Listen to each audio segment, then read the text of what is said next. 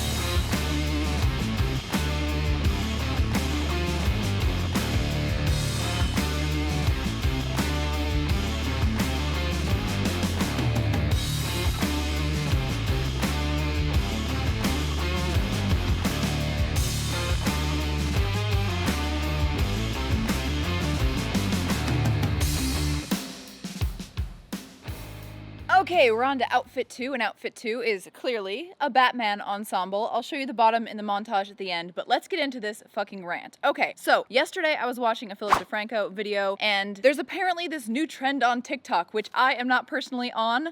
Knock on wood that I never happen to get so desperate and so bored that I get on there, but you know, anything can happen, right? And they were talking about this trend where you dance to a popular song and then act like a retard, like someone who has mental disabilities or something. And then they showed this woman who is a mother of someone who has these disabilities talking about how she hopes that the people who are doing this trend get the hugs that they deserve, or insinuated that they need hugs or they're in a bad place in their lives. And this triggered something in my brain because I had never thought about it this way. I'd always wondered, as a free speech advocate, as someone who doesn't let anything like my emotions or being offended or anything like that get in the way of allowing others their freedom of speech, and in turn having my own freedom of speech to make edgy jokes or to say whatever I want or do whatever I want and be honest about my opinions. I had never really understood why so many people would act like, oh, this is taboo, oh, this is offensive, oh, you can't say this. And I think they have the same mindset that I have about people who legitimately hurl hate at people. And I think we need to talk about the difference between jokes, things that are meant to just be funny or a trend, etc., and what people see as actual hate toward a specific marginalized group, or not even marginalized, just any fucking group. It doesn't matter, in my opinion at least. I am sure you've heard my take on haters, right? That haters, if they're actually gonna spew hate at other people, unironically in a comment section, are probably hurting, probably have some mental distress going on in their lives, and therefore they're either projecting their jealousy or their anger out at other people as a way to cope. Well, with this mother of the mentally challenged girl saying basically the same thing about teenagers doing jokes on TikTok, it clicked in my head. It was like, holy fuck. They actually do think that jokes, when someone says them, edgy or not, actually hold some kind of hatred in people's hearts when they make them. I honestly don't know why I hadn't considered this before. I always just thought they were being over the top exaggerating when they say that, like, if you make a joke about black people or you make a joke about women, that you must hate those groups. I always thought that was just kind of like a quicker way to say that it's a catalyst to bring more people in who actually do hate them to commiserate with you when you're just making a joke. But I really think that they think that when you make a joke, you must actually think the things that you're saying in the joke, or you must actually dislike the people that you're making fun of, which is insane because I come from a background where I make fun of all of my friends. No one is off limits, and if someone is like too weak emotionally to handle being made fun of or being called out when they do something dumb, etc., then they can't really like be my friends because that's the kind of person that I am, and I like that kind of thing hurled back at me as well. I like making fun of my friends. It's a term of endearment in my opinion. It's weird that this mom thinks that these teenagers are hurting. No, they're just doing a trend and trying to be funny. And of course, they're too young to make decisions like that. So if their parents want to make them publicly apologize, which happened to one TikToker who made something super offensive, her dad made her apologize, which is cool. But this whole trend of like things being okay 5 years ago that aren't now, and then acting like the people who made those jokes 5 years ago need to be canceled, or they're somehow evil or somehow racist because they make racist jokes, or somehow sexist because they make sexist jokes, makes no sense to me. Like, can you not think something is funny if it targets something about you? Have you never thought something was funny that has nothing to do with you? Did you hate every single person that was the butt of a joke that you laughed at? Of course not. I've made so many off-color jokes, like so fucking many in my life. And I've said so many buzzwords that are now not allowed to be said. I think I said one in the beginning of this video. Please don't ban me, YouTube. It wasn't meant to bully anyone, obviously. It's just part of common slang or vernacular or used colloquially and doesn't mean anything. Just like jokes are meant to be funny. They're meant to poke fun